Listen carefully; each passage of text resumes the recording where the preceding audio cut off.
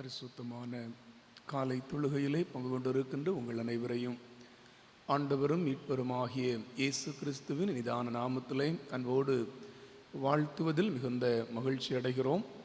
நாம் இணைந்து ஆண்டவரை தொழுவோம். சேனைகளின் கர்த்தர் பரிசுத்தர், பரிசுத்தர், பரிசுத்தர். பூமி அனைத்தும் அவருடைய மகிமையால் நிறைந்திருக்கிறது. கர்த்தரை கம்பீரமாய் பாடி நம்முடைய இரட்சணிய கண்மலையை சங்கீர்த்தனம் பண்ண கடவோம். வாருங்கள், நம்மை உண்டாக்கின கர்த்தருக்கு முன்பாக நாம் பணிந்து குனிந்து முழங்கால் படியிட கடவோம்.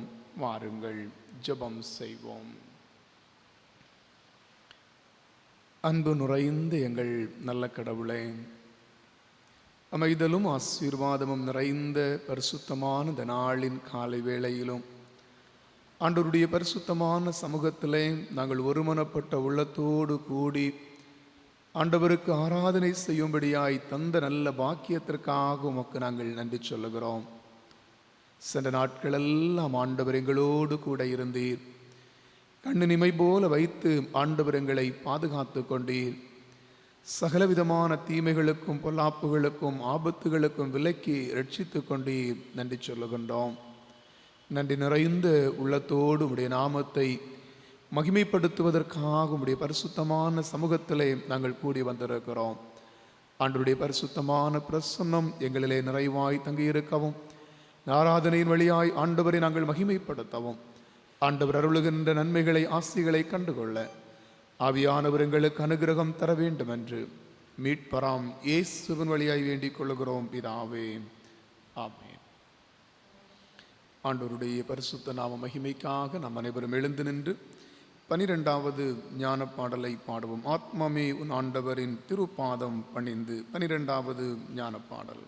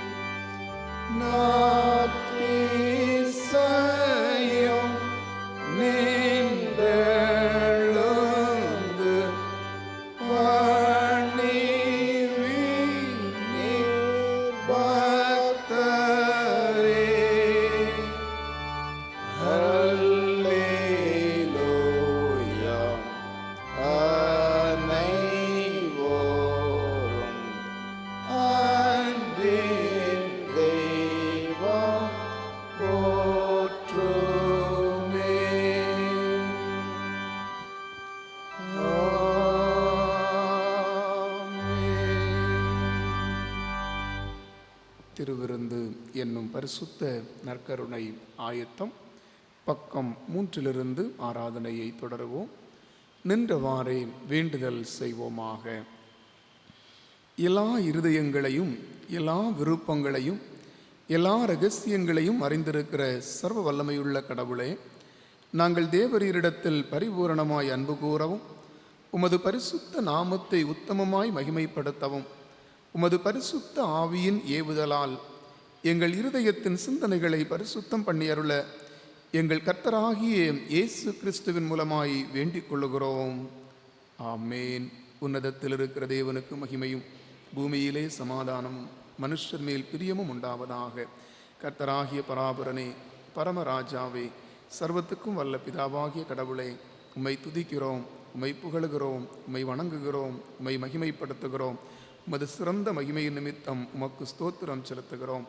ஆண்டவராயிருக்கிற ஒரே பேரான குமாரனாகிய இயேசு கிறிஸ்துவே, கர்த்தராகிய பராபரனே, பிதாவின் சுதனே, உலகத்தின் பாவத்தை சுமந்து தீர்க்கிற தேவாட்டுக்குட்டியே, எங்களுக்கு இறங்கும். உலகத்தின் பாவத்தை சுமந்து தீர்க்கிறவரே, எங்கள் ஜெபத்தை ஏற்றுக்கொள்ளும். தேவனாகிய பிதாவின் வலது வாரிசத்தில் வீற்றிருக்கிறவரே, எங்களுக்கு இறங்கும். நீரே பரிசுத்தர், நீரே கர்த்தர். இயேசு கிறிஸ்துவே, தேவரீர் ஒருவரே, பரிசுத்த ஆவியோடே தேவனாகிய பிதாவின் மகிமையிலே உன்னதமானவராய் இருக்கிறீர். ஆமேன். பக்கம் 7. நம்முடைய ஆண்டவர் இயேசு கிறிஸ்து சொன்னதாவது: இஸ்ரவேலே கேள், நம்முடைய தேவனாகிய கர்த்தர் ஒருவரே கர்த்தர். உன் தேவனாகிய கர்த்தரிடத்தில் உன் முழு இருதயத்தோடும் உன் முழு ஆத்துமாவோடும் உன் முழு மனதோடும் உன் முழு பலத்தோடும் அன்பு கூறுவாயாக என்பதே பிரதான கற்பனை.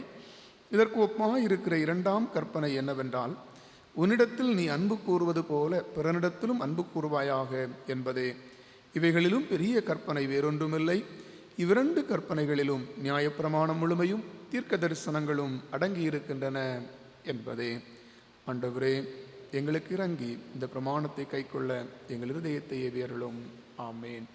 சகோதர சகோதரிகளே, நாம் இப்பொழுது கடவுளுடைய மகா பரிசுத்த வசனத்தை கேட்கவும் ஆண்டவருடைய சரீரத்தையும் இரத்தத்தையும் பெற்றுக்கொள்ளவும் இங்கே கூடி வந்திருக்கிறோம்.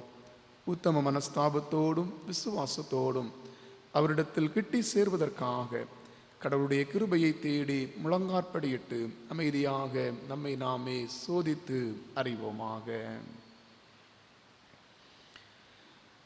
நம்முடைய பாவங்களின் நிமித்தம் முழு இருதயத்தோடு உண்மையாய் மனஸ்தாபப்பட்டு பிறரிடத்தில் அன்பும் சிநேகவுமாயிருந்து இனி தேவனுடைய கற்பனைகளை கைக்கொண்டு புதிதாக்கப்பட்டவர்களாய் அவருடைய பரிசுத்த மார்க்கத்தில் நடந்து புது வாழ்வு வாழ விரும்புகிற நாம் நமது ஆண்டவராகிய இயேசு கிறிஸ்துவின் மூலமாய் சர்வ வல்லமையுள்ள கடவுளோடு மறுபடியும் ஒப்புரவாகும்படி நம்முடைய பாவங்களை மனத்தாழ்மையாய் அறிக்கையிடுவோம். பரமபிதாவே, உமக்கு விரோதமாகவும் எங்கள் அயலாருக்கு விரோதமாகவும் பாவம் செய்தோம் என்று அறிக்கையிடுகிறோம். ஒளியில் நடவாமல் இருளில் நடந்து வந்தோம். கிறிஸ்துவின் நாமத்தை சொல்லியும் தீமையை விட்டு விலகவில்லை. எங்களுக்கு இறங்க வேண்டும் என்று உம்மிடம் அன்றாடுகிறோம். இயேசு கிறிஸ்துவின் நிமித்தம் எங்கள் பாவங்கள் எல்லாவற்றையும் மன்னியும். உமது பரிசுத்த ஆவியரால் எங்களை சுத்திகரித்து எங்கள் மனசாட்சியை உயிர்ப்பித்தருளும்.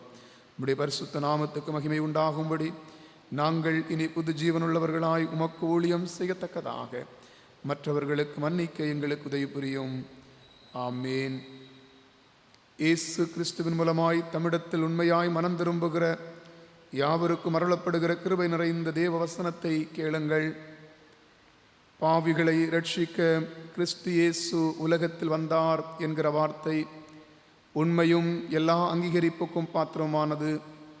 ஒருவன் பாவம் செய்வானானால் நீதிபரராயிருக்கிற இயேசு கிறிஸ்து நமக்காக பிதாவினிடத்தில் பரிந்து பேசுகிறவராய் இருக்கிறார். நம்முடைய பாவங்களை நிவர்த்தி செய்கிற கிருபாதார பலி அவரே.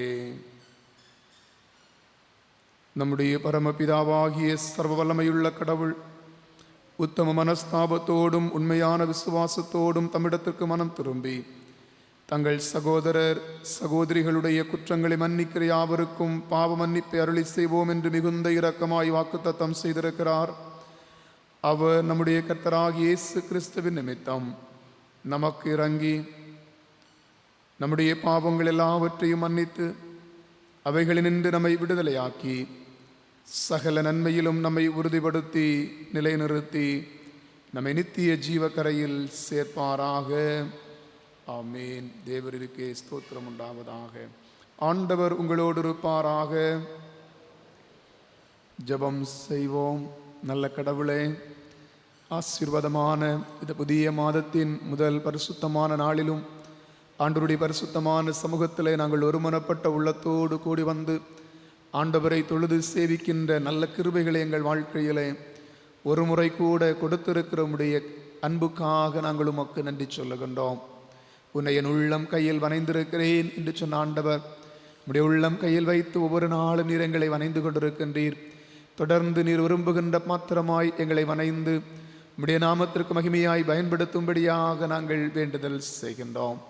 இந்த காலை வேளையிலும் கர்த்தருடைய சமூகத்திலே ஜெபத்தோடு வேண்டிக் கொள்ளுகிற நம்முடைய பிள்ளைகள் ஒவ்வொருவருடைய மனவிருப்பங்களும் மனவேண்டுதல்களும் எதிர்பார்ப்புகளும் எண்ணங்களும் தேவைகளும் எங்கள் ஆண்டவருடைய சமூகத்தில் இருக்கிறது. கர்த்தர் தம்முடைய பிள்ளைகளின் வாழ்விலே ஒரு நன்மையும் குறைபட்டு போகாதபடி சகலமும் நன்மையாகவும் ஆசீர்வாதமாகவும் நிறைவாகவும் பரிபூரணமாகவும் இருக்க வேண்டும் என்று நாங்கள் ஜெபிக்கிறோம். ஒவ்வொரு குடும்பத்தினரையும் ஆண்டவர் ஆசீர்வதியும். அன்பான பெற்றோர், பாசமுள்ள பிள்ளைகள் கூடி வாழ்வதற்கு தந்திருக்கின்ற குடும்ப உறவுகள் எல்லாரையும் கர்த்தர் ஆசீர்வதியும். உழைப்பின் பலன்கள் ஆசீர்வதிக்கப்படட்டும். பிள்ளைகளுடைய கல்வி ஆசீர்வதிக்கப்படுவதாக. ஞானமுள்ள பிள்ளைகளாய் படித்து உயர்ந்து முன்னேறி செல்ல ஆண்டவர் அருள் தாரும். தேர்வு எழுதி வெற்றிக்காக காத்திருக்கிற பிள்ளைகள், தேர்வு எழுதுகின்ற நம்முடைய பிள்ளைகள் அனைவரோடும் நம்முடைய கிருபை கூட இருக்கட்டும். ஞானமாய் கற்று சிறப்பான முறையிலே தேர்வு எழுதி நல்ல வெற்றிகளோடு முன்னேறி செல்லுகின்ற அனுபவங்களை ஆண்டவர் ஆசீர்வாதமாக்கி தாரும். உயர் கல்விக்கான ஆயத்தப்படுகின்ற பிள்ளைகள் எதிர்நோக்கி காத்திருக்கின்ற நல்ல கல்வியை கற்றுக்கொள்ளக்கூடிய வாய்ப்புகளை பெற்றுக்கொள்ள ஆண்டவர் கிருபை தாரும். உயர் கல்வி கற்றுக்கொள்ளுகின்ற பிள்ளைகள், தேர்வுக்காக ஆயத்தப்படுகிறவர்கள், வேலைக்கான முயற்சி செய்கின்றவர்கள், தேர்வு எழுதுகின்ற நம்முடைய பிள்ளைகள், அதற்காய் பயிற்சி பெறுகிறவர்கள் அத்துணை பேரையும் ஆண்டவர் ஆசீர்வதிப்பீராக. உன் நம்பிக்கை வீண் போகாது, நீ விரும்புகிறபடியே உனக்காக கடவுது என்று சொல்லுகிற ஆண்டவர் நம்முடைய பிள்ளைகளுடைய நம்பிக்கையின் முயற்சிகள் வீணாய் போகாதபடி மனவிருப்பங்கள் வேண்டுதல்கள் ஆண்டவருடைய சமூகத்திலே ஆசீர்வாதமாக அமைய கர்த்தர் அனுகிரகம் தருவீராக. திருமணத்திற்காக ஆயத்தப்படுகிற பிள்ளைகள், காத்திருக்கிற நம்முடைய பிள்ளைகள் ஒவ்வொருவருக்காக ஜெபிக்கிறோம். வாழ்க்கைக்கு ஏற்ற துணை ஆசீர்வாதமாக இருக்க ஆண்டவர் கிருபை தாரும். தாய்மையோடு வேறு காலத்திற்காக காத்திருக்கிற நம்முடைய பிள்ளைகள், குழந்தை பாக்கியத்திற்காக ஆண்டவருடைய சமூகத்திலே நெடுநாட்களாய் காத்திருந்து ஜெபிக்கிற நம்முடைய பிள்ளைகள் ஒவ்வொருவரையும் ஆண்டவர் ஆசீர்வதியும். சகல நன்மைகளும் பாக்கியங்களும் நிறைவாக இருக்கவும் ஏற்ற காலங்களிலே ஆசீர்வாதமான குழந்தை செல்வங்களோடு கடவுளை மகிமைப்படுத்துகிற பாக்கியத்தை கர்த்தர் தர வேண்டும் என்று நாங்கள் ஜெபிக்கிறோம். தூரமான இடங்களிலே தேசங்களிலே வாழுகிற நம்முடைய பிள்ளைகள், பணி நிமித்தமாய் படிப்பு நிமித்தமாய் இருக்கிற நம்முடைய பிள்ளைகள் ஒவ்வொருவரையும் ஆண்டவர் ஆசீர்வதியும். ஆண்டவருடைய பாதுகாவல் நம்முடைய பிள்ளைகளுக்கு எப்போதும் போதுமானதாக இருக்க ஆண்டவர் அருள் தாரும். ஆண்டவரே, பலவீனமான நிலையிலே மருத்துவ உதவிகளோடு இல்லங்களிலும் மருத்துவமனைகளிலும் இருக்கிற நம்முடைய பிள்ளைகள் பல்வேறு சூழ்நிலைகள் நிமித்தமாய் காயங்களோடும் வலிகளோடும் வேதனைகளோடும் கூட மருத்துவ உதவிகளை பெற்றுக்கொள்ளுகிற நம்முடைய பிள்ளைகள் ஒவ்வொருவரையும் ஆண்டவர் பலப்படுத்துங்க. இருக்கிற காயங்கள், கஷ்டங்கள், பலவீனங்கள், சோர்வுகள் மாறி புதுபலனை காண ஆண்டவர் கிருபை தாரும். என்னுடைய சமாதானத்தையே உங்களுக்கு வைத்து போகிறேன் என்று சொன்ன ஆண்டவர், சமாதானம் இல்லாமல் இருக்கிற நம்முடைய பிள்ளைகளுக்கு ஆண்டவர் தெய்வீக சமாதானத்தை தந்து மனமீதியோடு வாழுகிற நல்ல சூழ்நிலைகளை ஆண்டவர் உருவாக்கி தரும்படியாக நாங்கள் ஜெபிக்கின்றோம். பல்வேறு நிலைகளிலே மனக்காயங்களோடு இருக்கிற நம்முடைய பிள்ளைகள் உண்டு. விரக்தி நிலையிலே இருக்கிற நம்முடைய பிள்ளைகள் உண்டு. எதிர்பார்ப்புகள் எல்லாம் ஏமாற்றமாய் போனதே என்று சொல்லுகிற சஞ்சலங்களோடு இருக்கிற நம்முடைய பிள்ளைகள் உண்டு. ஆண்டவர் தம்முடைய பிள்ளைகளின் விண்ணப்பங்களின் சத்தத்தை கேட்கின்றவராய் மனச்சஞ்சலங்களை மாற்றி சமாதானத்தை அருளும்படியாக நாங்கள் ஜெபிக்கின்றோம். மிக வறட்சியான ஒரு கால சூழ்நிலையிலே நாங்கள் வைக்கப்பட்டிருக்கின்றோம். வெப்பத்தினுடைய தாக்கங்கள் குறைந்து நல்ல மழை, நல்ல ஆசீர்வாதமான செழிப்புகளை நாங்கள் கண்டுகொள்வதற்கு ஆண்டவர் வானத்தின் பலகணிகளை திறந்து ஆசீர்வதிக்கும்படியாக நாங்கள் ஜெபிக்கின்றோம். இது நிமித்தமாய் வருகின்ற பலவீனங்கள், சோர்வுகளுக்கெல்லாம் ஆண்டவர் விலக்கி சுகமான வாழ்க்கையை ஒவ்வொருவருடைய வாழ்விலும் தந்து ஆண்டவர் ஆசீர்வதிக்கும்படியாக நாங்கள் ஜெபிக்கிறோம். இந்த நாளிலும் ஆண்டவரே, நீர் செய்திருக்கிற நன்மைகளை எல்லாம் நினைந்து பார்த்து நன்றி நிறைந்த உள்ளத்தோடு சங்க பண்டிகையை கொண்டாட ஆயத்தப்படுகின்ற போதும் ஆண்டவருடைய அருள் பிரசன்னம் எங்களிலே நிறைவாய் தங்கி இருக்கவும் ஆசீர்வாதமாக இந்த நாள் அமைய கர்த்தர் உதவி செய்ய வேண்டும் என்று சொல்லி நாங்கள் ஜெபிக்கின்றோம். ஆண்டவருடைய பரிசுத்தமான கரங்களில் எங்களை தாழ்த்தி ஒப்பு கொடுக்கின்றோம்.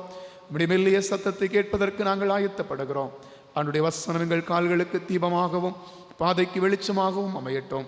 உடைய வார்த்தையை பகிர்ந்து கொள்ளுகிற அன்பு போதகரை கத்த வல்லமையினாலே நிறைத்து தேவ ஞானத்தினாலே பயன்படுத்தும்படியாக நாங்கள் செபிக்கிறோம்.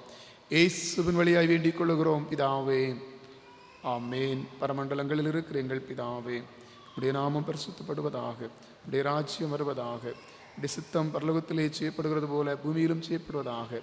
எங்களுக்கு வேண்டிய ஆகாரத்தை எங்களுக்கு தாரும். எங்கள் கடனாளிகளுக்கு நாங்கள் மன்னிக்கிறது போல எங்கள் கடன்களை எங்களுக்கு மன்னியும். எங்களை சோதனைக்கு பிரவேசிக்க பண்ணாமல் தீமையிலிருந்து ரட்சித்துக் கொள்ளும். ராஜ்யமும் வல்லமையும் மகிமையும் என்னைக்கும் உடையவில்லை. ஆமேன். உட்காருங்கள். இந்த நாளுக்குரிய திருமுறை பாடம் வாசிக்க கேட்போம்.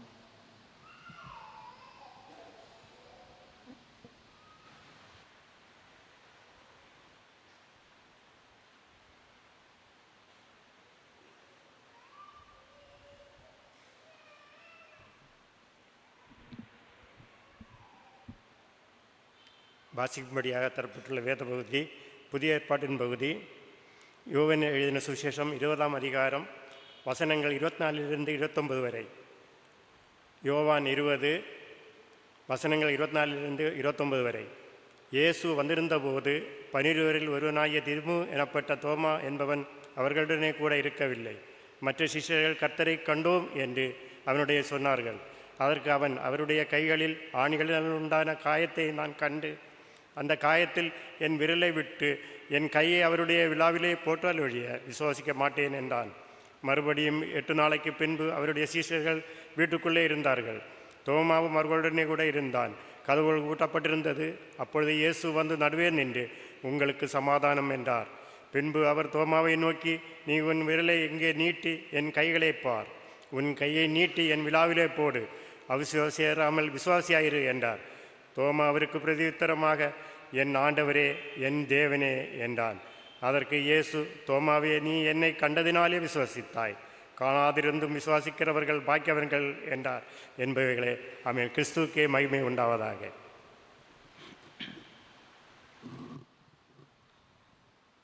தலைகளை தாழ்த்தி ஜெபம் செய்வோம். காட்சி தந்து மாட்சிப்படுத்துகின்ற நல்ல ஆண்டவரே, உயிர்த்த ஆண்டவரின் சந்திப்பினால் சந்தோஷத்தை பெற்று இந்த சமூகத்துக்கு சான்று பகர உம்முடைய வார்த்தை எங்களுக்கு உதவி செய்யட்டும். இயேசு இரட்சகர் வழியாக மன்றாடுகிறோம் எங்கள் அன்பின் நல்ல தந்தையே, ஆமென். தந்தையாகிய கடவுளாலும் ஆண்டவராகிய இயேசு கிறிஸ்துவினாலும் உங்களுக்கு கிருபையும் சமாதானமும் உண்டாவதாக. அன்புக்குரியவர்களே, ஆண்டவருடைய வார்த்தையை தியானிக்கின்ற முகமாய் நாம் படித்த யோவான் 20ஆம் அதிகாரம் 28வது வசனத்தை யாராவது படிப்போம். தோமா அவருக்கு பிரதியுத்தரமாக, என் ஆண்டவரே, என் தேவனே என்றார். என்கவுண்டர் வித் த ரிசன் லார்ட், உயிர்த்த ஆண்டவருடன் சந்திப்பு என்ற சிந்தனை இன்றைக்கு நமக்கு கருப்பொருளாக தரப்பட்டிருக்கிறது. உயிர்த்த ஆண்டவருடன் சந்திப்பு. கென்னத் டேட் என்பவர் அமெரிக்காவில் உள்ள அட்லாண்டா நகரில் உள்ள நோய் கட்டுப்பாடு மற்றும் தடுப்பு மைய அதிகாரி. 2014ஆம் வருடம் நவம்பர் மாதம் எபோலா என்ற ஒரு கொள்ளை நோய் அமெரிக்காவை அதிகமாக தாக்கியது. அப்பொழுது அந்த நோயை குறித்து அறிந்து கொள்வதற்கு அமெரிக்க அதிபர் பாரக் ஒபாமா இந்த நோய் கட்டுப்பாட்டு மையத்திற்கு வந்தாராம். அவரை வரவேற்று அவருக்குரிய காரியங்களை எல்லாம் செய்வதற்கு இந்த கென்னத் டேட் அவர்களிடத்திலே பொறுப்பு கொடுக்கப்பட்டது. சிகாகோ நகரிலே பிறந்த ஆப்பிரிக்க அமெரிக்கரான இந்த கென்னத் டேட் இதனால் பெரிதும் மகிழ்ந்தார். அமெரிக்க அதிபரை நான் சந்திக்கப் போகிறேன் என்று மிகவும் மகிழ்ச்சி கொண்டார், பெருமிதம் கொண்டார். இந்த சந்திப்பு தன்னுடைய வாழ்க்கையிலே ஒரு பெரிய மாற்றத்தை கொண்டு வரும் என்று கனவு கண்டார். குறிப்பிட்ட நாளன்று ஒபாமா வருகை தந்தார். அவரை வரவேற்று அழைத்து சென்று அவருக்கு செய்ய வேண்டிய காரியங்களை எல்லாம் நேர்த்தியாக செய்து ஒபாமாவை வழி அனுப்பி வைத்தார். ஒபாமா சென்றதும் தன்னோடு இருந்த சக பணியாளர்களை அழைத்து பெருமையாக பேசிக்கொண்டார். இந்த பணி எனக்கு வாழ்க்கையிலே கிடைத்த மிகப்பெரிய பாக்கியம் என்று பெருமிதம் கொண்டார். சில நிமிடங்கள் தான் தாமதம். அவரை உயர் அதிகாரிகள் அழைத்தார்கள். அழைத்து அவருடைய கரத்திலே கென்னத்தினுடைய பணி நீக்க ஆர்டரை கொடுத்தார்கள். இன்று முதல் உங்களுக்கு பணி இல்லை, நீங்கள் வீட்டுக்கு செல்லலாம் என்று. என்ன என்று விசாரித்த பொழுது, இந்த கென்னட் ஒபாமா தன்னுடைய காரிலே ஏறி செல்லுகின்ற பொழுது தன்னுடைய செல்போனினால் அதை படம் பிடித்தாராம். அந்த குற்றத்திற்காக அவருக்கு பணி போய்விட்டது. இதனால் அவர் பெரும் மன உளைச்சல் பெற்றார். ஒபாமாவை நான் சந்தித்தேன் என்று என் குடும்பத்தின் மக்களுக்கெல்லாம் போய் சொல்ல வேண்டும் என்று எண்ணினேனே, ஒரு பெரிய இடி என்னை இடித்து விட்டதே என்று மிகவும் வேதனைப்பட்டார். பணியையும் இழந்தார். என் வாழ்க்கையிலே நான் நினைத்து கூட பார்க்கவில்லை என்று அவர் வேதனை கொண்டாராம். அன்புக்குரியவர்களே, உலக மனிதர்களுடைய சந்திப்பு இப்படித்தான் சிலரை சங்கடப்படுத்துகிறது. உலக தலைவர்களுடைய சந்திப்பு பலரை இன்றைக்கு இப்படித்தான் பல நேரங்களில் இல்லாமல் ஆக்கிவிடுகிறது. ஆனால் சந்திப்புகளில் எல்லாம் முதன்மையானதும் முழுமையானதுமான சந்திப்பு கடவுள் மனிதனை சந்திப்பது. கடவுளை சந்திக்கின்ற மனிதனுக்கு சங்கடங்கள் அல்ல, அவனுடைய வாழ்க்கையிலே சந்தோஷங்களும் சமாதானங்களும் என்பதைத்தான் இன்றைய திருமறை பகுதி நமக்கு அழகாக எடுத்து சொல்லுகிறது. கடவுள் மனிதனை சந்திப்பதென்பது அளவு கடந்த அவரது அன்பின் பிரவாகத்தையும் அருளின் நிறைவையும் நமக்கு எடுத்து சொல்லுகிறது. கடவுள் மனிதனை தேடி வந்து சந்திக்கிறார். சகையனுடைய வாழ்க்கையிலே நடந்த நிகழ்வு நமக்கு தெரியும். கடவுள் ஆண்டவர் இயேசு கிறிஸ்து மனிதனை தேடி வந்து சந்திக்கிறார். இதுதான் மாபெரும் நற்செய்தி. கிறிஸ்தவத்தினுடைய ஒட்டுமொத்த நற்செய்தியே கடவுள் மனிதனை சந்தித்தார். அதுதான் இன்றைக்கு தரப்பட்டிருக்கின்ற 3 திருமறை பகுதி சார்ந்து கடவுளின் சந்திப்பால் மனிதர்களில் ஏற்பட்ட மாற்றுருவாக்கத்தை நாம் சிந்திக்கின்ற பொழுது, முதலாவது நமக்கு தரப்பட்ட பழைய ஏற்பாட்டு திருமறை பகுதி ஆதியாகமம் 32ஆம் அதிகாரம் 22ஆம் வசனம் முதல் 32ஆம் வசனம் வரையிலும் உள்ள பகுதியிலே கடவுள் சந்தித்த ஒரு மனிதனை நாம் அங்கே படிக்கின்றோம். அந்த சந்திப்பினால் அவருக்கு கிடைத்த வாழ்வு என்னவென்று சொன்னால், பொய்மையிலிருந்து உண்மைக்கு அவர் நகர்ந்து செல்லுகிறார். யாக்கோபு என்ற ஒரு கதாபாத்திரம் நமக்கு தெரியும் இல்லையா? தன்னுடைய சகோதரனாகிய ஏசா 400 பேரோடு தன்னை எதிர்கொண்டு வருகிறான். 20 ஆண்டுகளுக்கு முன்பு ஏமாற்றிய தன் சகோதரன் ஏசாவை சந்திப்பதற்கு முந்தின இரவுதான் இந்த நிகழ்வு நடைபெறுகின்றது.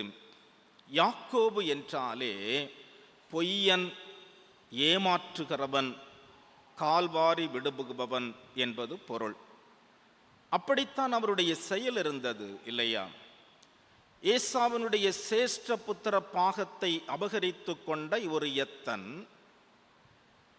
தந்தையிடமிருந்து அனைத்து ஆசீர்வாதங்களையும் அண்ணன் வருவதற்கு முன்னதாக பெற்றுக்கொள்ள வேண்டும் என்று தாயோடு இணைந்து திட்டமிட்டு, இல்லையா, தன்னுடைய சகோதரனுடைய உடையை உடுத்திக் கொண்டு ஆட்டு ரோமத்தை மேலே போட்டுக்கொண்டு ஏசாவை போல அவன் நடித்து ஆசீர்வாதத்தை அவன் சுருட்டி கொண்டவன், ஏமாற்றுக்காரன்.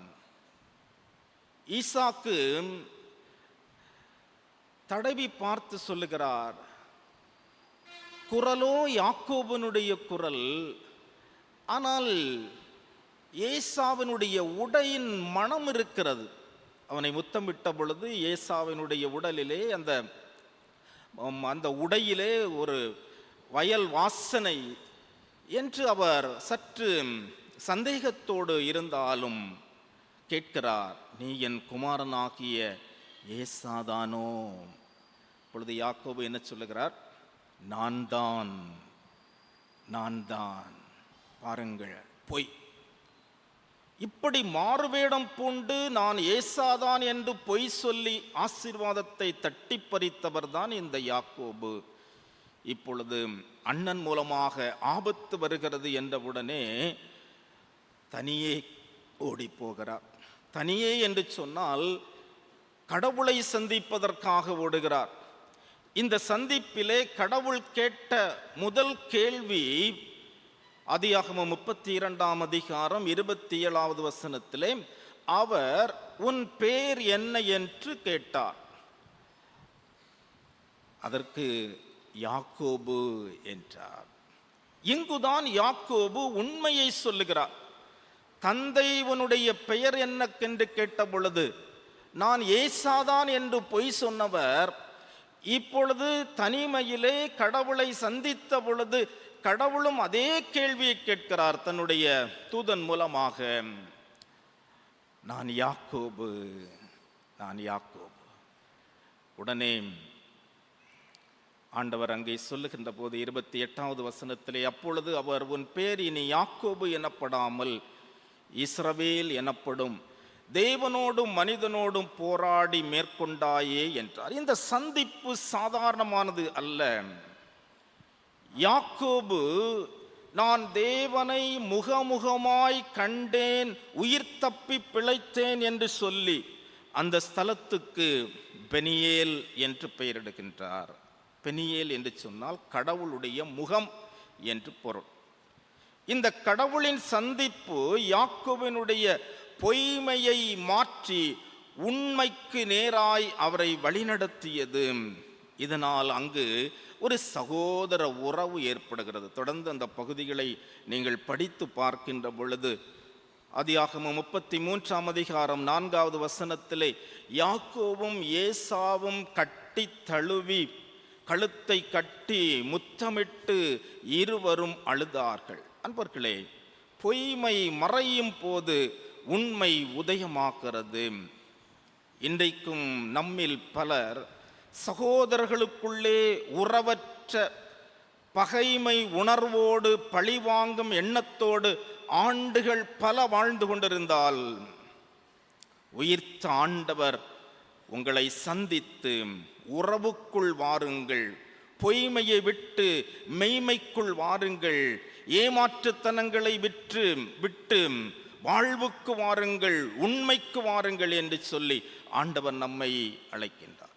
உயிர்த்த ஆண்டவரின் சந்திப்பு நம்மை பொய்மையிலிருந்து மெய்மைக்கு அழைத்து செல்லுகிறார். நாம் செய்ய வேண்டிய காரியம் யாக்கோபை போல என்ன செய்யணும்? ஆமாம், ஜெபிக்கணும் அல்ல, போராடி ஜெபிக்கணும். இன்றைக்கு போராட்ட ஜெபங்கள் இருக்கத்தான் செய்கிறது, இல்லை என்று சொல்லவில்லை. ஆண்டவரே எங்களை ஆசீர்வதியும், எங்களுக்கு வீடு தாரும், எங்களுக்கு அது தாரும், இது தாரும் என்பதிலே போராட்ட ஜெபம் இருக்கிறது. ஆனால் சகோதர உறவுக்காக போராடி ஜெபிக்கின்ற கிறிஸ்தவர்கள் எத்தனை பேர்? அதுதான் இங்கே நாம் புரிந்து கொள்ளுகின்ற உண்மை. யாக்கோபு போராடி ஜெபித்தார் என்று சொன்னால், ஆண்டவரே 20 ஆண்டு பகை என்னுடைய சகோதரனோடு இருந்த இந்த பகையை நீர் மாற்ற வேண்டும் என்பதற்காக போராடி ஜெபித்தார். உறவிலே அவர் மகிழ்ந்தார். பொய்மையிலிருந்து மெய்மைக்கு கடந்து செல்லுகிறார். உயிர்த்த ஆண்டவர் நம்மையும் பொய்மை வாழ்விலிருந்து மெய்மை வாழ்வுக்கு நம்மை அழைத்து செல்ல சித்தமாக இருக்கிறார். யாக்கோபை போல தனித்து அவரோடு நாம் போராட அழைக்கப்படுகிறோம். இரண்டாவதாக இன்றைக்கு நமக்கு தரப்பட்டிருக்கின்ற அப்போஸ்தலர் 9ஆம் அதிகாரம் முதல் 18 வசனங்களிலே நாம் படிக்கின்ற பொழுது அங்கே ஒரு கேரக்டர், பவுலார் என்று சொல்லுகின்ற ஒரு புனிதமான மனிதன்.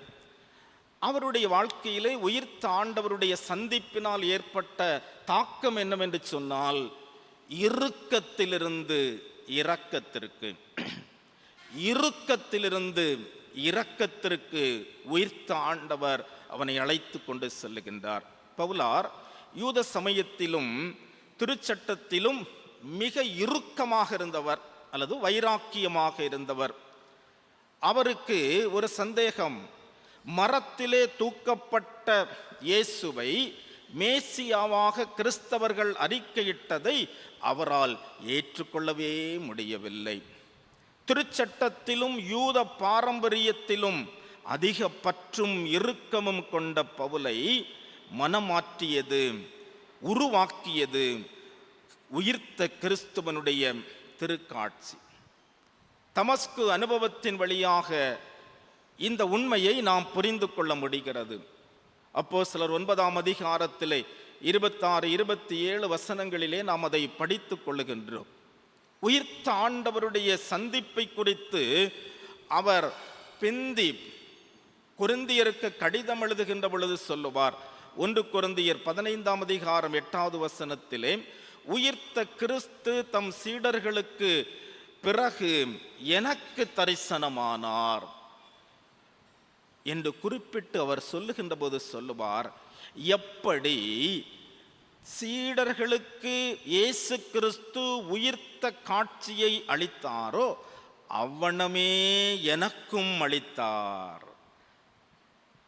12 அப்போஸ்தலர்களிலே ஒன்று போக 11 அப்போஸ்தலர்களுக்கும் எப்படி காட்சி கொடுத்தாரோ அதே காட்சி, அதே தோற்றம் அகால பிரவியாகிய எனக்கும் கிடைத்தது என்று அவர் பெருமிதம் கொள்ளுவார்.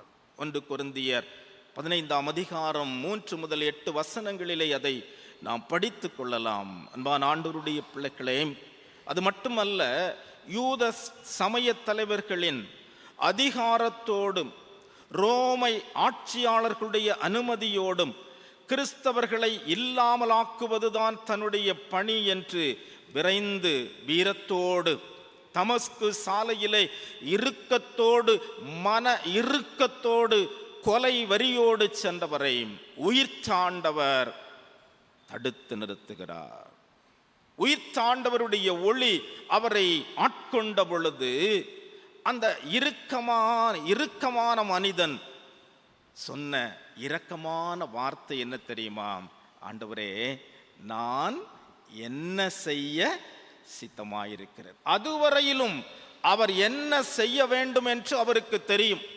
அதிகாரத்தோடும் பலத்தோடும் ஆணவத்தோடும் இறுக்கமான இதயத்தோடும் கொலைவரியோடும் சென்று கிறிஸ்தவர்களை அழிப்பதுதான் அவருடைய பணி. அது அவருக்கு தெரியும். உயிர்த்த கிறிஸ்துவரை ஆட்கொண்ட பொழுது சொல்லுகிறார், ஆண்டவரே, நான் என்ன செய்ய சித்தமாயிருக்கின்றேன். குலப்பெருமை, குடும்ப வலிமை, என் கல்வி, ஞானம், என் சடங்குகள், என் சட்டங்கள் அனைத்தும் குப்பையும் அற்பமுமாக எண்ணுகின்றேன். இதுதான் பவுலாருடைய இரக்கத்தின் வார்த்தை.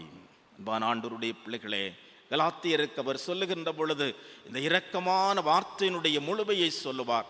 கலாத்தியர் 2ஆம் அதிகாரம் 20வது வசனத்திலே, கிறிஸ்துவுடனே கூட சிலுவையில் அறையப்பட்டேன், ஆயினும் நான் அல்ல, கிறிஸ்துவே எனக்குள் பிழைத்திருக்கிறார். அல்லேலூயா.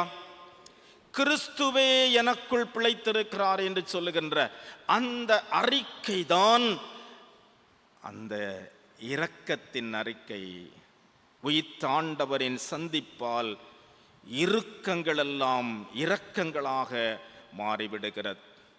உயிர்த்த ஆண்டவரின் சந்திப்பு பவுலாருக்குள் மாபெரும் மாற்றத்தை உருவாக்கியது. பவுலாருடைய பண்பிலும் பணியிலும் மிகப்பெரிய மாற்றத்தை கொண்டு வந்தது. அப்போஸ்தலர்கள் கூட யூதர்களுக்காகத்தான் நற்செய்தியை சொன்னார்கள். ஆனால் பரிசுத்த பவுலார் அவர் புற இனத்தாருக்கு அப்போஸ்தலர் என்று சொல்லுகின்ற உலகளாவிய ஒரு பெரிய ஒரு வைடல் அப்போஸ்தலன் தான் பவுலார். மற்ற அப்போஸ்தலர்களை காட்டிலும் மிகப்பெரியவர் என்று கூட நாம் சொல்லிவிட முடியும். ஏனென்று சொன்னால் அவர் புற இனத்தாருக்காக அப்போஸ்தலனாக அனுப்பப்பட்டவர். அவருடைய 3 பயணங்களும் மிக நெடிய பயணம், மிக கொடுமையான பயணம், கடினமான பயணம். ஏன்? உயிர்த்த கிறிஸ்துவுக்காக.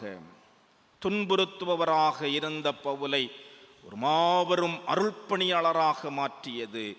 திருச்சபையை துன்புறுத்தும் வெறித்தனமான ஓநாயாக இருந்தவரை ஆட்டுத்தோல் அணிந்த ஓநாய்களிடமிருந்து திருச்சபையை பாதுகாக்கின்ற உண்மையான ஒரு மேய்ப்பனாக கடவுள் அவரை உருவாக்கி எடுக்கிறார் உயிர்த்த ஆண்டவர். இத்தகைய மாற்றம் நம் ஒவ்வொருவருடைய வாழ்க்கையிலும் தேவை இல்லையா? இறுக்கங்கள் இன்றைக்கு நம்மை அசைய முடியாமல் முடக்கி போட்டிருக்கிறது. மன அழுத்தங்கள் பல நேரங்களில் நம்மை அடுத்த அடியை எடுத்து வைக்க முடியாமல் நாம் முடங்கி கிடக்கின்றோம். உயிர்த்த ஆண்டவர் நம்மை சந்திக்கிறார். ஆண்டவருடைய பிள்ளைகளே, இறுக்கங்களை அகற்றி இரக்கத்துக்கு வாருங்கள் என்று நம்மையும் அழைக்கின்றார். உயிர்த்த ஆண்டவருடைய சந்திப்பு இறுக்கங்களிலிருந்து இரக்கங்களுக்கு நேராக. இறுதியாக உயிர்த்த ஆண்டவருடைய சந்திப்பு எதற்கு நேராய் நம்மை அழைக்கிறது என்று சொன்னால், இன்றைக்கு நாம் படித்த யோவான் 20ஆம் அதிகாரம் 25வது வசனத்திலிருந்து நாம் படிக்கின்ற பொழுது விரக்தியிலிருந்து விசுவாசத்திற்கு அழைக்கிறது. தோமா ஆண்டவருக்கு பிரதித்திரமாக, என் ஆண்டவரே என் கடவுளே, என் ஆண்டவரே என் கடவுளே என்று ஒரு அருமையான விசுவாச அறிக்கை இல்லையா? சாதாரணமான அறிக்கை அல்ல. நான் ஏற்கனவே சொல்லியிருக்கிறேன், இதுவரையிலும் யாரும் இயேசு கிறிஸ்துவை பர்சனலைஸ் பண்ணவில்லை.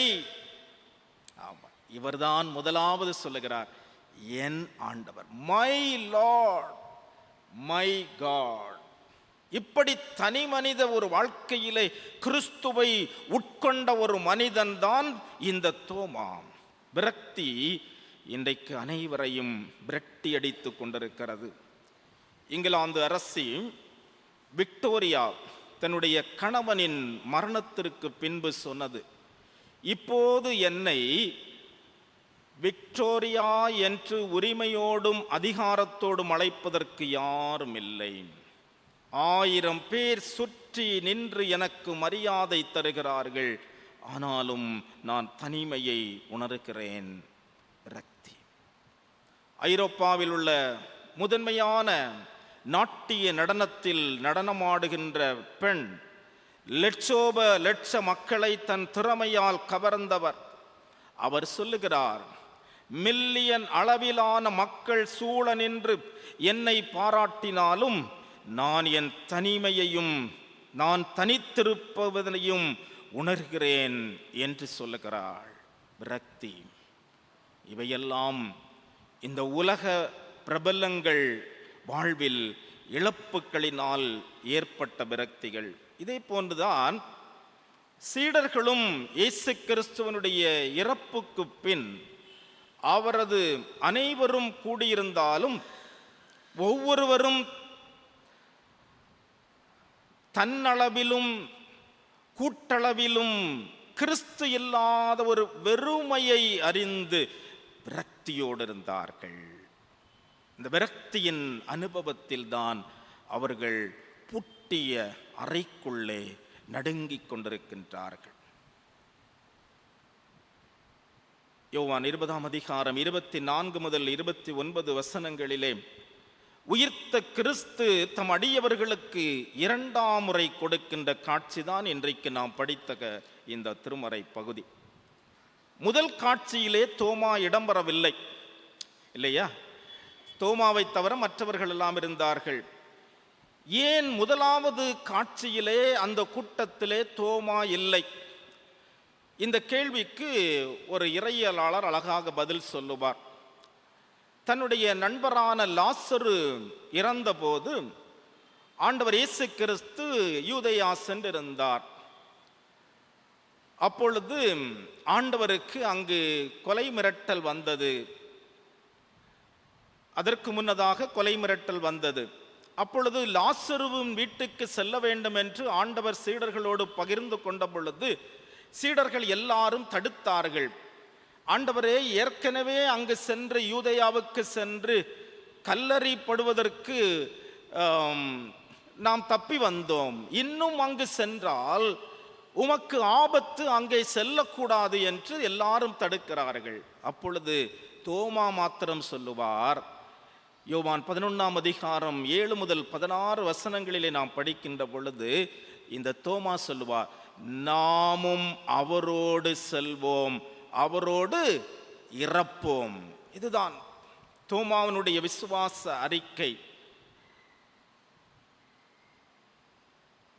அவருக்கு ஒரு பயம் இருந்தது. ஆண்டவருக்கு எதுவும் நடந்து விடக்கூடாது இல்லையா? ஆண்டவருக்கு எந்த ஆபத்தும் வந்துவிடக்கூடாது. இப்படி அவர் நினைத்து தன் ஆண்டவருக்கு ஒரு சிலுவை பாடு வந்துவிட்டதே, இத்தகைய ஒரு வேதனை வந்துவிட்டதே என்ற வேதனையிலே, அந்த கடினத்திலே, அந்த வேதனையிலே தனிமையாக எங்கோ போய் அவர் இருந்து விட்டார். பொதுவாக நமக்கு கஷ்டங்கள் வருகின்ற போது, பாடுகள் வருகின்ற பொழுது, நான் யாரையும் பார்க்க விரும்பவில்லை, யாரும் என்னை பார்க்கக்கூடாது என்று தனிமைப்படுத்தி விடுவோம் இல்லையா? அதே போல என் ஆண்டவருக்கு இவ்வளவு வேதனை வந்து விட்டதே என்று அவர் விரக்தியிலே தன்னை தனிமைப்படுத்தினதனால் தான் அந்த முதல் காட்சி அந்த கூட்டத்திலே தோமா இல்லை. இப்பொழுது இது இரண்டாவது காட்சி, இரண்டாவது தரிசனம். விரக்தியின் உச்ச நிலையில் இருந்த இந்த தோமாவை ஆண்டவர் தேடி வருகிறார். உடைந்த உள்ளத்தோடு விரக்தியோடு இருந்த தோமாவை ஆண்டவர் சந்தித்து ஆற்றல்படுத்துகிறார், ஆற்றுப்படுத்துகிறார். உயிர்த்த கிறிஸ்துவால் சந்திக்கப்பட்டு ஆற்றல் பெற்ற இந்த தோமாதான் சொல்லுகிறார், அவருடைய விசுவாச அறிக்கைத்தான் மை லார்ட் மை காட். ஆண்டவருடைய பிள்ளைகளே, என் ஆண்டவரே, என் கடவுளே, வாழ்வின் விரக்தியும் இழப்புகளும் தோல்விகளும் ஏற்பட்டு உடைந்த உள்ளத்தோடு விரக்தியின் உச்சத்திலே இருக்கின்ற நம்மையும் உயிர்த்த ஆண்டவர் தேடி வந்து சந்திக்கிறார். இன்றைய சூழலிலே எத்தனை மக்கள் இந்த விரக்தியின் அனுபவத்திற்குள்ளாக தள்ளப்பட்டிருக்கிறார்கள்.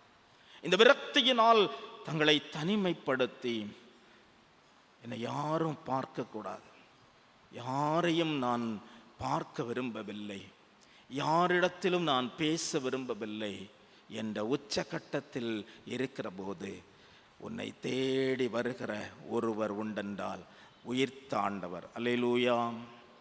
உயிர்த்த ஆண்டவர் உன்னை சந்திக்க வருகிறார், உன்னை ஆற்றல்படுத்த விரும்புகிறார், உன்னை ஆற்றுப்படுத்த விரும்புகிறார்.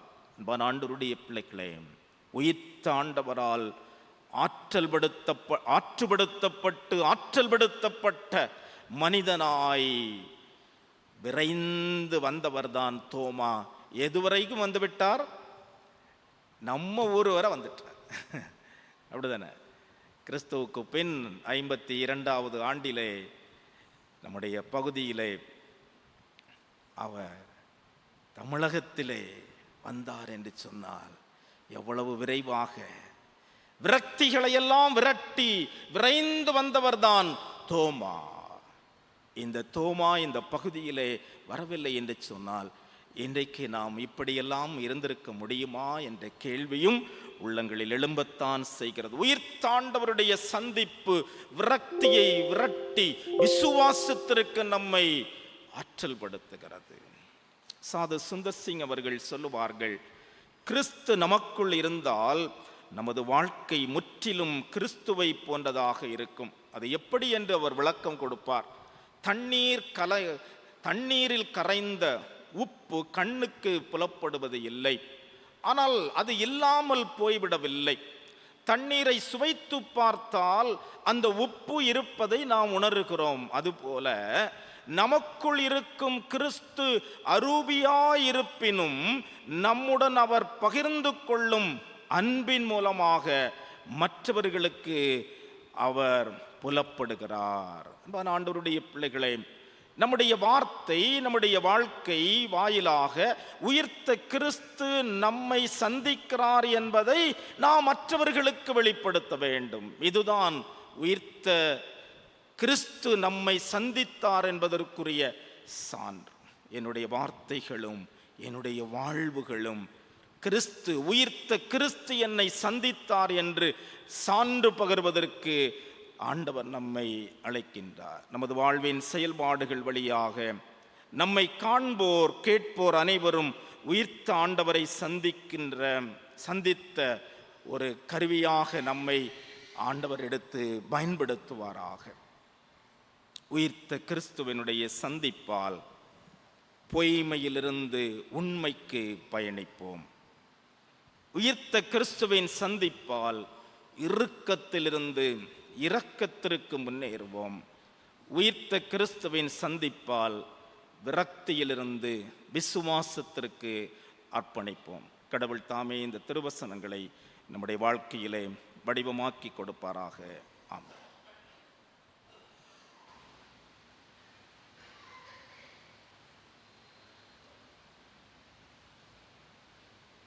ஆண்டவருடைய வார்த்தையை கேட்டு நாம் அனைவரும் எழுந்து நின்று நம்முடைய விசுவாசத்தை பரிசுத்த நற்கருணை ஆராதனை பக்கம் 11 இருக்கின்ற நிசேயா விசுவாச பிரமாணத்தின் மூலமாக அறிக்கை செய்வோம். வானத்தையும் பூமியையும் காணப்படுகிறதும் காணப்படாததுமான எல்லாவற்றையும் படைத்தவராயிருக்கிற சர்வ வல்லமையுள்ள பிதாவாகி ஒரே கடவுளை விசுவாசிக்கிறேன். ஒரே கர்த்தருமாய் கடவுளுடைய ஒரே பேரான குமாரனுமாயிருக்கிற இயேசு கிறிஸ்துவையும் விசுவாசிக்கிறேன். அவர் சகல உலகங்களும் உண்டாவதற்கு முன்னே தமது பிதாவினாலே ஜெனிப்பிக்கப்பட்டவர், தெய்வத்தில் தெய்வமானவர், ஜோதியில் ஜோதியானவர், மெய் தேவனில் மெய் தேவனானவர், உண்டாக்கப்படாமல் ஜெனிப்பிக்கப்பட்டவர், பிதாவோடே ஒரே தன்மையுடையவர், சகலத்தையும் உண்டாக்கினவர், மனிதராகி நமக்காகவும் நமக்கு ரட்சிப்பு உண்டாகவும் பரமண்டலத்திலிருந்து இறங்கி பரிசுத்த ஆவியினாலே கன்னி மரியாளிடத்தில் பிறந்து மனுஷனானார். நமக்காக பொந்தி பிலாத்துவின் காலத்தில் சிலுவையில் அறையுண்டு பாடுபட்டு அடக்கம் பண்ணப்பட்டார். வேத வாக்கியங்களின்படி 3ஆம் நாள் உயிர்த்தெழுந்தார். பரமண்டலத்துக்கு ஏறி பிதாவின் வலது பாரசத்தில் வீற்றிருக்கிறார். உயிருள்ளோரையும் மரித்தோரையும் நியாயம் தீர்க்க மகிமையோடே திரும்ப வருவார். அவருடைய ராஜ்யத்திற்கு முடிவில்லை. கர்த்தருமாய் ஜீவனை கொடுக்கிறவருமாய் பிதாவிலும் குமாரனிலும் என்று புறப்படுகிறவருமாய் பிதாவோடும் குமாரனோடும் கூட தொழுது ஸ்தோத்தரிக்கப்படுகிறவருமாய் தீர்க்கதரிசிகள் மூலமாக உரைத்தவருமாய் இருக்கிற பரிசுத்த ஆவியையும் விசுவாசிக்கிறேன். ஒரே பரிசுத்த பொதுவான அப்போஸ்தல திருச்சபை உண்டென்று விசுவாசிக்கிறேன். பாவ மன்னிப்புக்கென்று நியமிக்கப்பட்ட ஒரே ஞானஸ்நானத்தை அறிக்கையிடுகிறேன். மரித்தோர் உயிர்த்தெழுதலும் மறுமைக்குரிய ஜீவனம் உண்டாகும் என்று காத்திருக்கிறேன். ஆமேன். உட்காருங்கள்.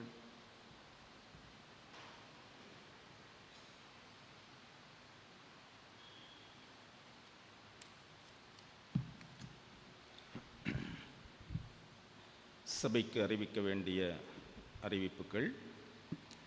தொடர்ந்து பரிசுத்த நற்கருணை தொழுகை நடைபெறும். திருச்சபையின் மக்கள் பரிசுத்த நற்கருணை தொழுகையிலே நீங்கள் உங்களை இணைத்துக் கொள்ளும்படி அன்போடு கேட்டுக்கொள்கின்றேன். இன்றைக்கு 2வது தொழுகையை தொடர்ந்து அனைத்து கிளை சங்கங்களும் வழக்கம் போல நடைபெறும். மாலை நடைபெறுகின்ற பெண்கள் ஐக்கிய சங்கத்திலே ஏலச்சந்தை நடைபெறும்.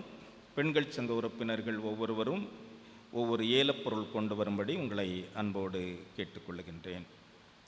இன்று மாலை 6:30 மணிக்கு ஏப்ரல் மாத சங்க தொழுகை நடைபெறும். டாக்டர் அமுதன் மற்றும் டாக்டர் பெஸ்கி குழுவினர் கதாகாலட்சேபம் நடைபெறும். இந்த கூடுகை ஆலய வெளியரங்கத்தில் வைத்து நடைபெறும். யாவரும் சங்க காணிக்கைகளை தொழுகையிலே படைக்கும்படி மிக அன்போடு கேட்டுக்கொள்கின்றோம். இந்த வாரம் புதன்கிழமை மாலை தொழுகையைத் தொடர்ந்து சபை கமிட்டி கூட்டம் நடைபெறும். சபை கமிட்டி உறுப்பினர்கள் கூட்டத்திலே தவறாது கலந்து கொள்ளும்படி உங்களை அன்போடு கேட்டுக்கொள்கின்றேன். இந்த வாரம் வீட்டு ஜெப கூட்டம் வெள்ளிக்கிழமை மாலை 6:30 மணிக்கு இடையன் விளையில் இன்ஜினியர் எஸ் மாசில் ராஜதாஸ் அவர்கள் வீட்டில் வைத்து நடைபெறும். மாதாந்திர நிகழ்வு அந்த நோட்டீஸிலே உள்ள பெயருக்கு பதிலாக செய்யப்பட்டுள்ள இந்த மாற்றத்தை சபை மக்கள் புரிந்து கொள்ளும்படி அன்போடு கேட்டுக்கொள்கின்றேன். இந்த வாரம் வெள்ளிக்கிழமை இரவு 10 மணிக்கு இரவு ஜெபம் நடைபெறும். திருச்சபையின் பிள்ளைகள் இந்த இரவு ஜெபத்திலும் உற்சாகமாக கலந்து கொள்ளும்படி அன்போடு கேட்டுக்கொள்கின்றேன். திரு ரவி குழுவினர் ஐரேனிபுரம் அவர்கள் இந்த இரவு ஜெபத்தை பொறுப்பேற்று நடத்த இருக்கின்றார்கள். நமது சபையின் 203வது சபை நாள் நன்றி எறிதல் தொழுகை மே மாதம் 5ஆம் தேதி ஞாயிறு அன்று நடைபெற உள்ளது. அதிலே கடந்த ஓராண்டில் 75 பூர்த்தியடைந்த பெரியவர்கள் கௌரவிக்கப்பட உள்ளார்கள். எனவே இந்த ஓராண்டில் 75 வயது பூர்த்தியடைந்தோர் தங்கள் விவரங்களை சபை செயலரிடம் தந்துதவ அன்போடு கேட்டுக்கொள்கின்றோம். மே மாதம் 12ஆம் தேதி முதல் 19ஆம் தேதி வரையிலும் நம்ம சபையில் நடைபெறவுள்ள விபிஎஸ் கான மாணவர்களும் ஆசிரியர்களும் ஆயத்தப்படும்படி உங்களை அன்போடு கேட்டுக்கொள்கின்றேன். வரும் 3 ஆண்டுக்கான கிளை சங்கங்களின் தேர்ந்தெடுக்கப்பட்டுள்ள நிர்வாகிகளின் விவரம். திருமறை பள்ளி செயலர் திருமதி கீதா ஜான் கணக்கர், திருமதி பியூலா லைனல். கிறிஸ்தவ பக்திமேட்சி சங்கம் செயலர் திரு ஜி ஞானபெனில், கணக்கர் இன்ஜினியர் ஜே ஷீன். ஆண்கள் ஐக்கிய சங்கம் செயலர் திரு கே சுவாமிதாஸ், கணக்கர் திரு எஸ் லாட்சன் டாடிடா. பெண்கள் ஐக்கிய சங்கம் செயலர் திருமதி ரீடா சந்திரன், கணக்கர் திருமதி சாந்தி எபனேசர். புதிய நிர்வாகிகளை சபையின் சார்பிலே வாழ்த்துகின்றோம். கடந்த வாரம் நமது சபையை சார்ந்த திருமதி எஸ் ஜெயந்தி செல்வராஜ் பரமாத்தலிங்கபுரம் 2ஆம் தேதி தனது 57வது வயதிலே கர்த்தருக்குள் நித்திரையடைந்தார்கள். அதோடு நமது சபையை சார்ந்த திரு ஜெர்வின் பர்சன் கட்டைன்விளை என்ற வாலிபர் தனது 19வது வயதில் ஆண்டவருக்குள் நித்திரையடைந்திருக்கிறார்கள். மிகுந்த துயரத்தில் இருக்கின்ற குடும்பங்களுக்கு கடவுள் தாமே ஆறுதலையும் சமாதானத்தையும் அருளி செய்வாராக.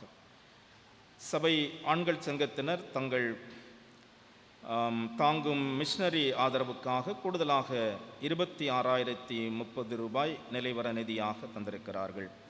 ஆர்கன் காணிக்கை திருமதி விமலா வின்ஸ்டன் 1000 ரூபாய். பெயர் சொல்ல விரும்பாத 2 சகோதரர்கள் ஆலய பயன்பாட்டிற்காக 10 தமிழ் வேதாகமம் காணிக்கையாக படைத்திருக்கிறார்கள்.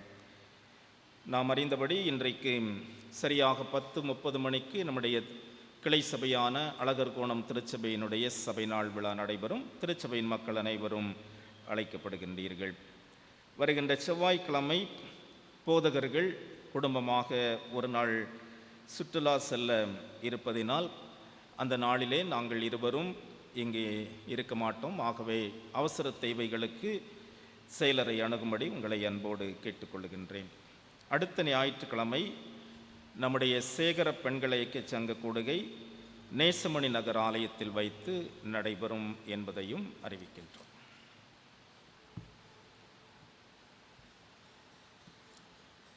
நாம் யாவரும் இணைந்து எழுந்து பரிசுத்த நற்கருணை தொழுகைக்கு ஆயத்தமாக 64வது கீர்த்தனை ஏற்றுக்கொண்டருளுமே தேவா இப்போது ஏழையின் ஜெபத்தை இயேசுவின் மூலம் என்ற பாடலை பாடுவோம். அப்பொழுது ஆண்டவருக்கு என்று காணிக்கைகள் பெற்றுக்கொள்ளப்படும்.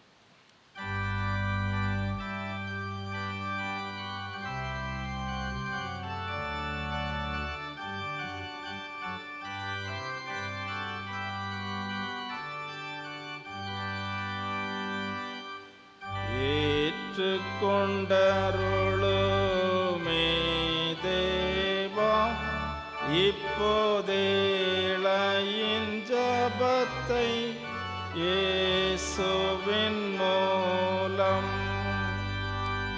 சாற்றின ஆதியாயத்த ஜபமும் சாந்தமாய் ஜபித்த பாவ அறிக்கையும் தேற்றிக் கொண்டருளும் மன்னிப்பின் மருவும் இயேசுவின் பாதத்தில் வைக்கிறேன் சுவாமி. ஏற்றுக் கொண்டருளுமே தேவா, இப்போது ஏழையின் ஜபத்தை இயேசுவின் மூலம். குறைவுண்டு இதிலே அருமை பிதாவே, குற்றம் மன்னித்திடும் இயேசுவின் மூலம். முறைப்படி கேட்க நான் தெரியாத பாவி, முழுதும் இசையா மேல் வைக்கிறேன் சுவாமி. ஏற்றுக்கொண்ட தேவா, இப்போதேளையின் ஜபத்தை இயேசுவின் மூலம். மறு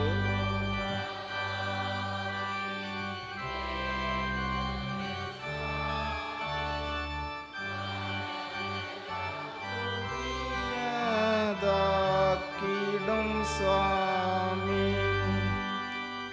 சிறுமைப்பட்டடியே கேட்கிறேன் சுவாமி. தேற்றிடும் பொது பலன் ஊற்றிடும் சுவாமி. ஏற்றுக்கொண்டருளுமே தேவா, இப்போதேளையின் ஜபத்தை இயேசுவின் மூலம்.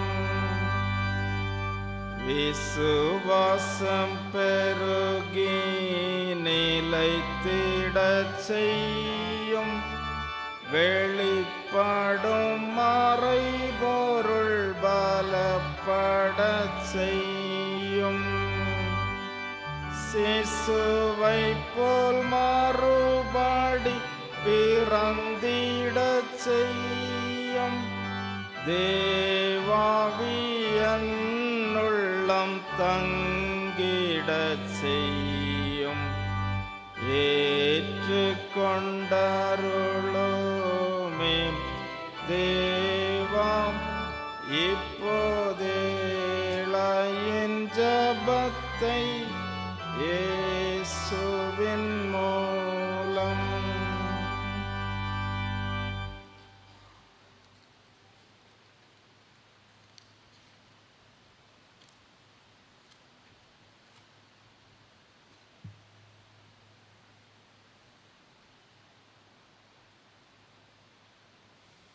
பரிசுத்த நற்கருணை ஆராதனை பக்கம் 17.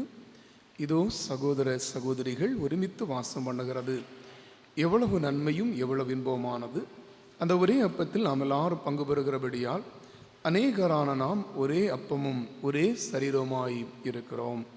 நான் அவருடைய கூடாரத்திலே ஆனந்த பைகளையிட்டு ஆண்டவரை பாடி அவரை கீர்த்தனம் பண்ணுவேன். கரம் கூப்பி அருகில் இருக்கின்றவரிடத்திலே சமாதான வாழ்த்து சொல்லுங்கள். சமாதானம். பரிசுத்த பிதாவே, உமது கிருபாசன தண்டையில் பிரவேசிப்பதற்கு புதிதும் ஜீவனமான வழியை உமது அருமையான குமாரனின் இரத்தத்தினால் எங்களுக்கு உண்டு பண்ணினீரே. நாங்கள் அபாத்திரராயினும் அவர் மூலமாக உம்மண்டை வருகிறோம். எங்களையும் நாங்கள் படைத்த காணிக்கைகளையும் உம்முடைய நாம மகிமைக்காக அங்கீகரித்து உபயோகிக்கும்படியாக தாழ்மையோடு வேண்டிக் கொள்கிறோம். வானத்திலும் பூமியிலும் உள்ளவைகளெல்லாம் உம்முடையவைகள். உமது கரத்திலே வாங்கி உமக்கு கொடுக்கிறோம். ஆமேன். ஜெபம் செய்வோம். சேர்ந்து ஜெபிப்போம். இயேசுவே, உத்தம பிரதானாசாரியரே, நீர் உமது சீஷர்கள் மத்தியில் பிரசன்னமாயிருந்தது போலவே எங்கள் மத்தியிலும் பிரசன்னமாகி அப்பத்தை பிற்கையில் எங்களுக்கு உம்மை வெளிப்படுத்தி அருளும். நீரே பிதாவோடும் பரிசுத்த ஆவியரோடும் ஒரே கடவுளாக ஜீவித்த அரசாளுகிறீர். ஆமேன். ஆண்டவர் உங்களோடு இருப்பாராக. உங்கள் இருதயத்தை உயர்த்துங்கள். நம்முடைய ஆண்டவராகிய கடவுளுக்கு ஸ்தோத்திரம் செலுத்துவோமாக. ஆண்டவரே, பரிசுத்த பிதாவே, சர்வ வல்லமையுள்ள நித்திய கடவுளே, நாங்கள் எக்காலத்திலும் எவ்விடத்திலும் உமக்கு ஸ்தோத்திரம் செலுத்துகிறது தகுதியும் நீதியும் எங்களுக்கு விசேஷித்த கடமையுமாயிருக்கிறது. உமது குமாரனும் எங்கள் ஆண்டவருமாகிய இயேசு கிறிஸ்துவின் மூலமாக நிர்வாணங்களையும் பூமியையும் அவைகளில் உள்ள எல்லாவற்றையும் சிருஷ்டித்தீர். மனிதனையும் உமது சாயலாக உண்டாக்கினீர். அவன் பாவத்தில் விழுந்தபோது புது சிருஷ்டியின் முதற் பலனாக நீர் அவனை மீட்டு கொண்டீர். ஆதலால் தூதரோடும் பிரதான தூதரோடும் பரமசபை அனைத்தோடும் நாங்களும் உமது மகிமையுள்ள நாமத்தை புகழ்ந்து மேன்மைப்படுத்தி, சேனைகளின் கர்த்தராகிய தேவனே, நீர் பரிசுத்தர் பரிசுத்தர் பரிசுத்தர், வானமும் பூமியும் உமது மகிமையால் நிறைந்திருக்கின்றன, உன்னதமானவராகிய தேவரீருக்கே மகிமை உண்டாவதாக என்று இடைவிடாமல் உம்மை ஸ்தோத்தரிக்கிறோம். ஆமேன். கர்த்தரின் நாமத்தினாலே வந்தவரும் வருகிறவருமானவர் ஸ்தோத்தரிக்கப்பட்டவர். ஆம் பிதாவே, நீர் பரிசுத்தர், நீர் ஸ்தோத்தரிக்கப்பட்டவர். தேவரீர் மனிதரில் உருக்கமாய் அன்பு கூர்ந்து உமது ஒரே பிரான குமாரனாகிய இயேசு கிறிஸ்து எங்கள் தன்மையை தரித்து கொள்ளவும் சிலுவையில் மரித்து எங்களை மீட்டு கொள்ளவும் அவரை தந்தருளினீரே. அவர் சிலுவையில் ஒரே தரம் தம்மை தாமே ஏகபலியாக ஒப்பு கொடுத்து சர்வலோகத்தின் பாவங்களையும் நிவர்த்தி செய்வதற்கு நிறைவும் பூரணமும் போந்ததுமான பலியையும் காணிக்கையையும் பரிகாரத்தையும் செலுத்தினதுமல்லாமல் தமது அருமையான மரணத்தை என்றைக்கும் நினைப்பூட்டும் ஞாபகத்தை நியமித்து தாம் திரும்ப வருமளவும் நாங்கள் அதை அனுசரித்து வரும்படி தமது பரிசுத்த சுவிசேஷத்தில் கட்டளையிட்டருளினாரே.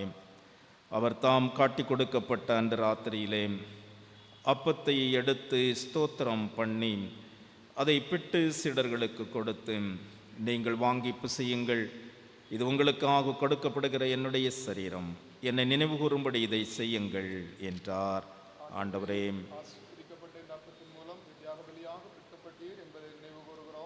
அப்படியே போஜனம் பண்ணின பின்பு அவர் பாத்திரத்தையும் எடுத்து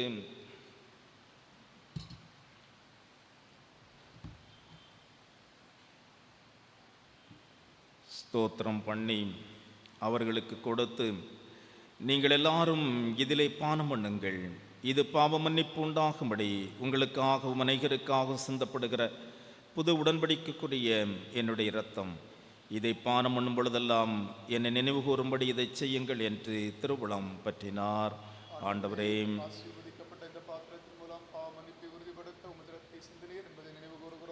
இந்த சாக்கிரமத்தின் மூலம் உமது மரணத்தை நினைவு கூறுகிறோம், உமது உயிர்த்தெழுதலை அறிக்கையிடுகிறோம், நீ திரும்பி வர காத்திருக்கிறோம்.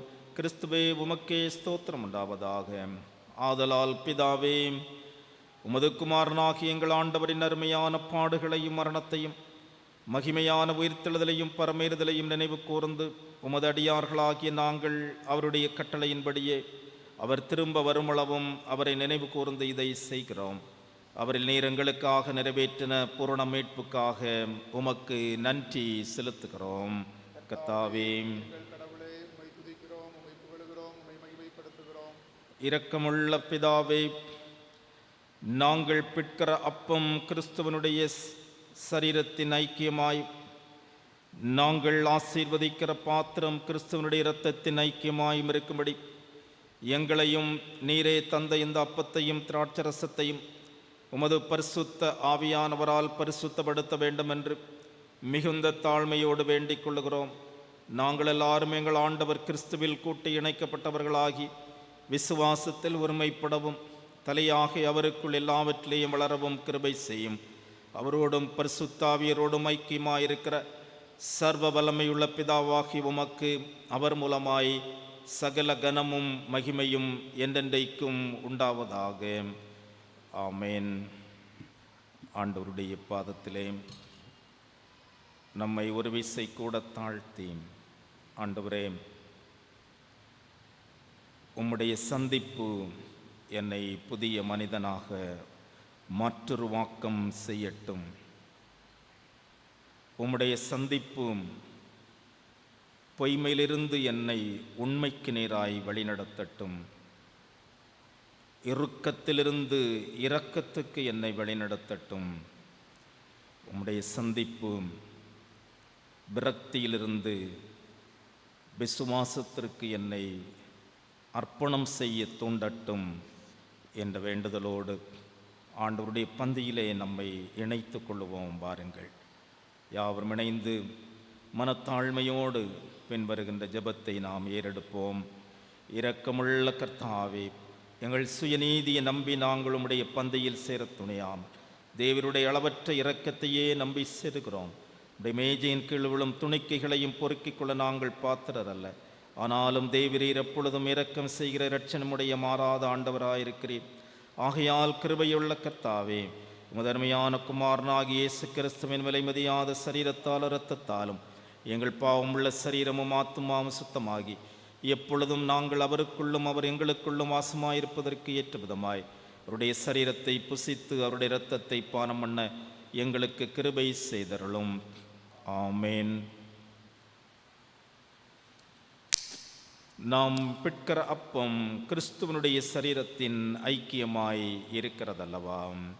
உலகத்தின் பாவத்தை சுமந்து தீர்க்கிற தேவாட்டுக்குட்டியே எங்களுக்கு இறங்கும்.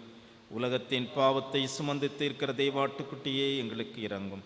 உலகத்தின் பாவத்தை சுமந்து தீர்க்கிற தேவாட்டுக்குட்டியே உமது சமாதானத்தை தாரும்.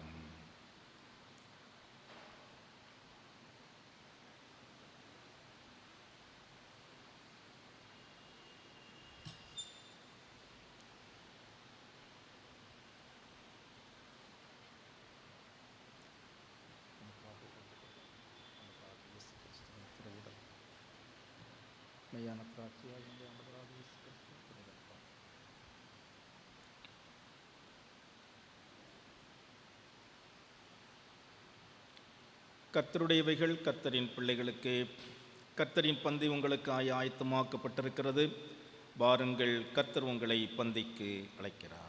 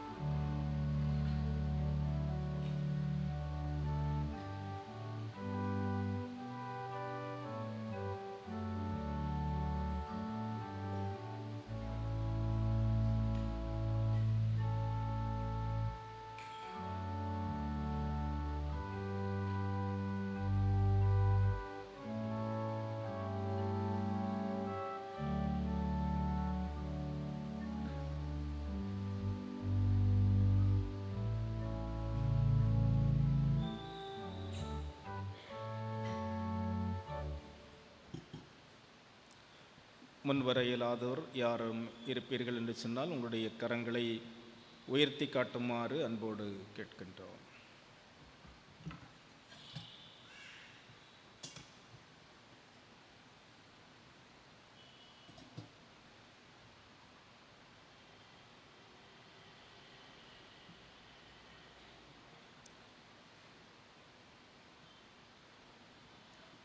கிறிஸ்துவின் சரீரமும் இரத்தமாகிய சாக்கிரமந்தை விசுவாசத்தினால் பெற்றுக்கொண்டவர்களாகிய நாம் அவருக்கு ஸ்தோத்திரம் செலுத்துவோமாக.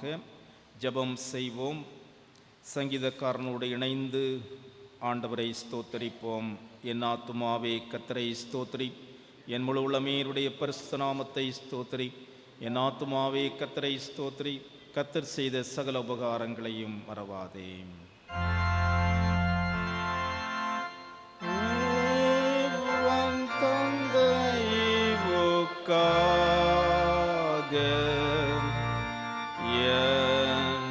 என்றைக்கும் ஸ்தோத்திரம் விண்ணோர் மண்ணோர் கூட்டமாக பாடுவார் சங்கீதனம் மீட்கப்பட்ட யாவராலும்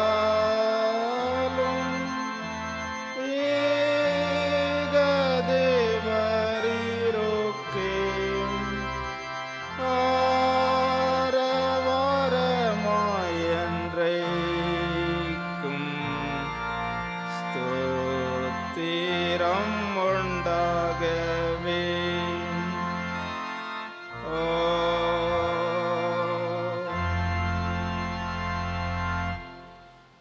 எல்லா புத்திக்கும் மேலான தேவ சமாதானம் உங்களோடே இருந்து நீங்கள் கடவுளையும் அவருடைய குமாரனாகிய நம்முடைய நாதர் இயேசு கிறிஸ்துவையும் பற்றிய அறிவிலும் அன்பிலும் நிலைத்திருக்கும்படி உங்கள் இருதயத்தையும் சிந்தையையும் காக்க கடவது.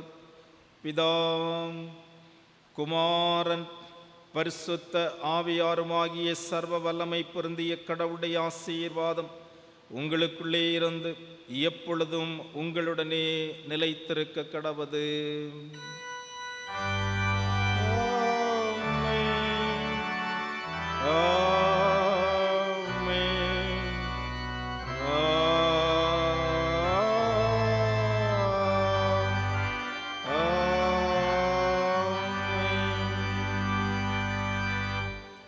ஆண்டவர் உங்களோடு இருப்பாராக. சமாதானத்தோடே சென்று வாருங்கள். கர்த்தருடைய நாமத்தினாலே ஆமென்.